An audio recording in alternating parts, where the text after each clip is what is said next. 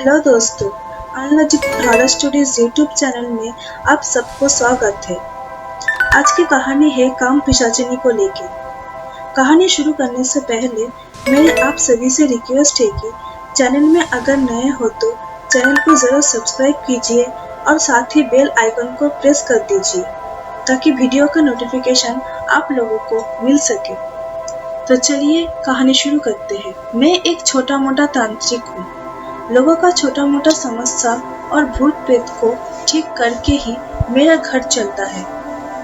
मेरा इच्छा है कि मैं और भी साधना करके आगे और भी बड़ा तांत्रिक बन सकूं। साधना के लिए मैं कामरूप कामाख्या में जाने का फैसला कर लिया था। आज जो मैं काम पिशाचिनी का कहानी बताने जा रहा हूँ वो मेरे साधना के लिए कामाख्या जाने का पहले का घटना है। रोज की तरह लोगों को अपने छोटा मोटा समस्या को लेके आना लगे ही रहता था, पर उस दिन मेरे पास दिन भर में 2 से 3 लोग आए हुए थे। मैं उन लोगों का जो भी समस्या था मैं सब कुछ ठीक कर दिया था और वो लोग सब चला गया। रात में मैं खाना खा के सोने ही वाला था कि दरवाजा खटखटाने की आवाज मुझे सुनाई दी। दरवाजा खोलते ही मैं देखा कि एक बंदा खड़ा हुआ है और उसको देख के लग ही रहा था कि वो बहुत परेशानी में है। मैं पूछा, क्या बात है, इतनी रात गए आप यहाँ आए हो? अभी तो मैं सोने जा रही हूँ, कल आना, मैं तुम्हारी जो भी समस्या है देख लूंगा। तभी उस बंदे ने बोला, नहीं, इतना टाइम नहीं है, आपको अभी मेरे साथ मेरे घर चलना होगा। मेरे भाई बहुत तकलीफ में है, कृपया आप मना मत कीजिएगा। उसकी बात सुन के मैं राजी हो गया और एक झोले में मेरे तांत्रिक के जो भी सामान थे उसे भर लिया और उसके साथ चल दिए। उसके घर जाके देखा कि सचमुच उसके भाई के हालत खराब थे। उसके भाई बिस्तर पे लेटे हुए थे और पेट तो कभी सर में दर्द होने की वजह से चीखे जा रहा था। ये देख के मैंने उस बंदे से पूछा कि क्या तुम किसी डॉक्टर को दिखाए है इस दर्द के लिए? तो मेरे इस बात से वो बंदा बोला, हाँ, काफी सारे डॉक्टरों को दिखाए है हमने। डॉक्टर उसके पेट और सर अच्छी तरह से चेक करके देखा है कि कोई भी प्रॉब्लम नहीं है। मैं ये सुन के समझ गया कि ये सचमुच ही कोई भूत प्रेत का ही चक्कर है।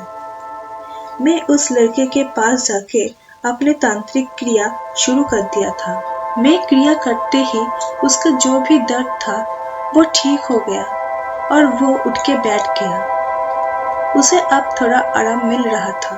उसके घर वालों को और मुझको भी ऐसा लग रहा था कि चलो समस्या ठीक हो गया है। पर फिर कुछ देर बाद ही उसको फिर पहले जैसा दर्द होना शुरू हो गया।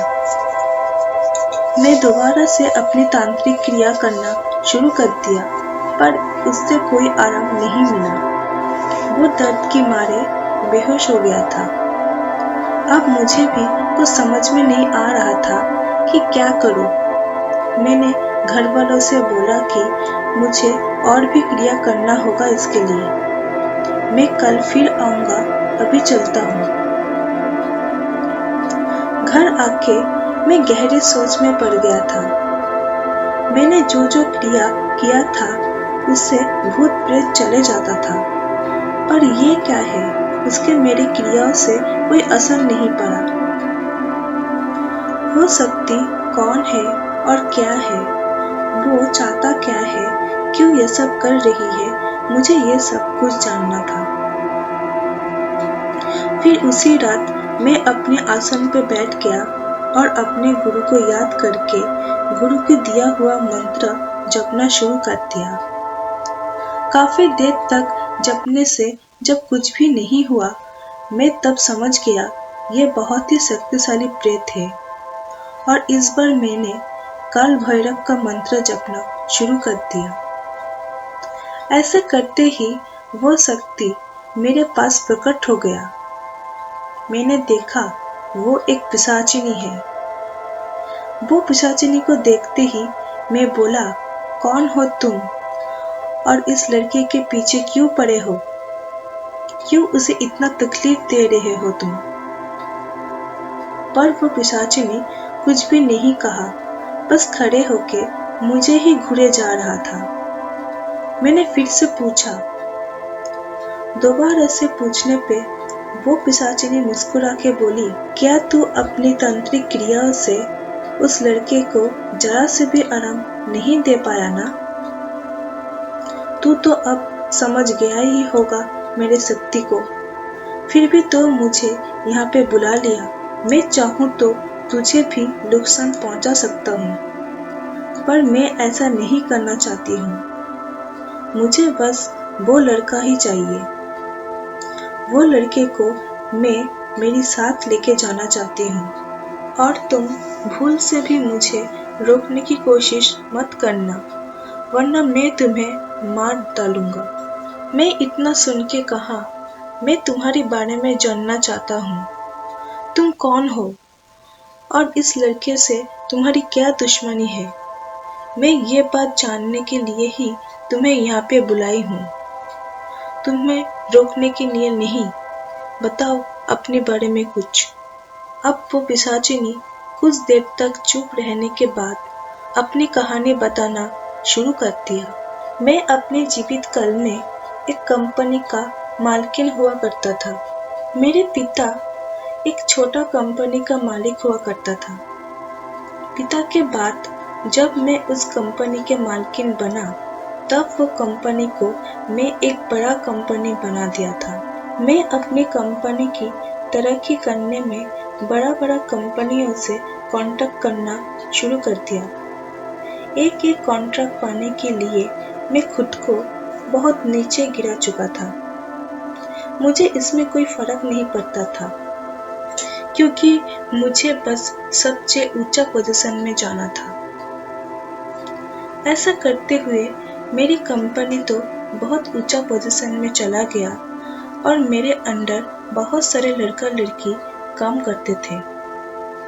कंपनी में जब कोई हैंडसम लड़का आता था तो मुझे वो पसंद आ जाता था, और मैं उससे संबंध बना लेता था। ऐसा करते बहुत सारे लड़कों के साथ मेरा संबंध हो गया था। ये सब की मुझे कब आदत लग गई मुझे पता ही नहीं चला। फिर अरुण नाम का एक लड़का मेरे कंपनी में काम ढूंढते हुए आ पहुंचा। वो गांव से था, पर उसको देखने में बहुत ज्यादा अच्छा था। मैं उसके साथ संभव करना चाहती तो थी, पर एक दोस्त की तरह भी रखना चाहती थी। मैंने उसको अपनी सेक्रेटरी का पोस्ट दे दिया था, ताकि वो मेरे पास रह सके और दोस्ती भी हो जाए। कुछ दिन बीत जाने के बाद हम दोनों में सचमुच की दोस्ती हो गए थे। एक बेस्ट फ्रेंड की तरह वो मुझसे सब कुछ शेयर करते थे। मुझे भी उससे बात करने, उसके साथ टाइम स्पेंड करने अच्छा लगता था। जब मैं घर में रहती थी तब भी मैं उसी लड़के के बारे में सोचते रहती थी। मुझे अब ऐसा लगने लगा था कि शायद मैं उस लड़के से प्यार करने लग गया। ऐसा चलते हुए ही उस लड़के ने मुझे एक दिन प्रपोज कर दिया था। इसकी बात से हम दोनों लिविंग में रहना शुरू कर दिए थे। बहुत मजे से ही दिन कट जा रहे थे, पर एक दिन कंपनी में एक नया लड़का ज्वाइन कर लिया। हर बार की तरह मुझे अब वो लड़का चाहिए था। मेरे इस बात को अंदाजा अरुण को हो गया था, इसीलिए वो मुझसे इस बात को लेके झगड़ना शुरू कर दिया था। अरुण मुझे उस लड़के के पास जाने ही नहीं देता था, हमेशा मेरे साथ रहता था। मुझे ये सब बिल्कुल भी पसंद नहीं हुआ, और मैं उससे नौकरी से निकल दिया। मैंने उसकी पोस्ट इस नए लड़के को दे दिया। अब से वो लड़का मेरे सेक्रेटरी था। वो लड़का मुझसे धीरे धीरे करके कंपनी को डिटेल्स लेते रहा। ऐसा करते हुए वो मुझे मारने का और कंपनी का मालिक बनने का प्लान बना लिया था। वो लड़का मेरे हर बात मानता था और मुझे बहुत टेक केयर करता था ताकि मैं उससे पूरा ही डिपेंड हो जाऊं और उसे भरोसा भी करने लग जाऊं। इसी बीच अरुण एक दिन मेरे घर में आया और रोने लगा और वो बोला कि मैं तुम्हें सच्चा प्यार करता हूँ, तुम्हें छोड़ के नहीं रह पा रहा हूँ, मुझे बस तुम चाहिए हो और कुछ भी नहीं। पर मुझको उसकी बात से कोई असर नहीं पड़ा और मैंने उससे फिर से जाने के लिए बोल दिया था। और इधर मेरे नया सेक्रेटरी पे मुझे इतना विश्वास हो गया कि मैं कोई भी पेपर ना पढ़ के ही साइन कर दिया करता था। और एक दिन मुझे पता चला मेरे प्रॉपर्टी और कंपनी में जो भी पेपर थे वो मुझसे साइन करके अपने नाम कर लिए थे। उसे विश्वास करके मैंने बहुत बड़ा गलती कर दिया था। मुझे अब अरुण की बहुत याद आने लग गई। मैं ये सब बर्दाश्त नहीं कर पा रहा था। मैंने अपने घर में बैठ के ही शराब पीना शुरू कर दिया। तभी दरवाजा खटखटाने की आवाज मुझे सुनाई दी। मैं शराब की नशे में ही सोच लिया कि शायद अरुण ही होगा। मैं जल्दी से दरवाजा खोल दिया तो देखा मेरा नया सेक्रेटरी खड़ा था।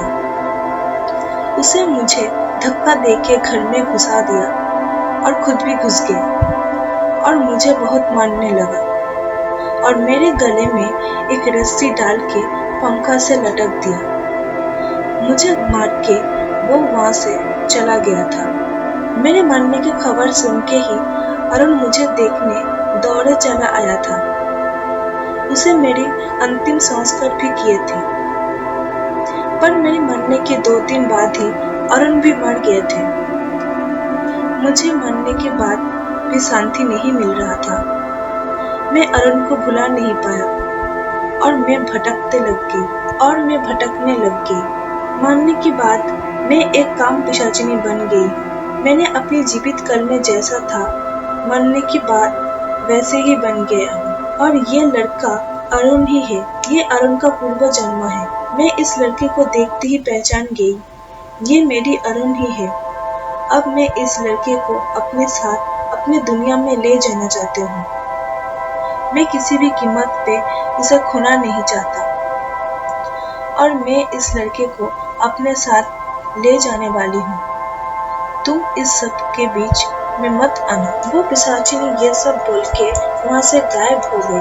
मैं अब क्या करूँ, मुझे कुछ समझ में नहीं आ रहा। वो पिशाचिनी को रोकने के लिए मेरे पास उतना शक्ति भी नहीं थी। मैं पिशाचिनी की कहानी सुन के भी उस लड़के को बचाना चाहता था। मैंने सोचा मेरे गुरु की मदद से उस लड़के को बचा लूंगा। मैं अपने गुरु के पास चला गया। गुरु को सब कुछ विस्तार में बताया। ये सब सुन के गुरु ने कुछ देर अपनी आँख बंद कर ली और थोड़ी देर बाद जब आँख खोली तो मुझे बताया अब कुछ नहीं हो सकता। वो पिशाचिनी उस लड़के को अपने साथ ले गई हमेशा के लिए। ये सुन के मुझे बहुत दुख हुआ कि मैं उस लड़के को बचा नहीं पाया। तभी मैं सोच लिया कि मैं साधना करके बहुत बड़ा और शक्तिशाली तांत्रिक बनूंगा, तभी मैं कोई भी नेगेटिव शक्ति से लड़ पाऊंगा। दोस्तों, काम पिशाचिनी की ये कहानी यहीं पे खत्म होता है। कहानी अच्छा लगा हो तो लाइक कीजिए, दोस्तों के साथ शेयर कीजिए और कमेंट करके जरूर बताइएगा कि कैसा लगा कहानी। वीडियो लास्ट तक देखने के लिए धन्यवाद।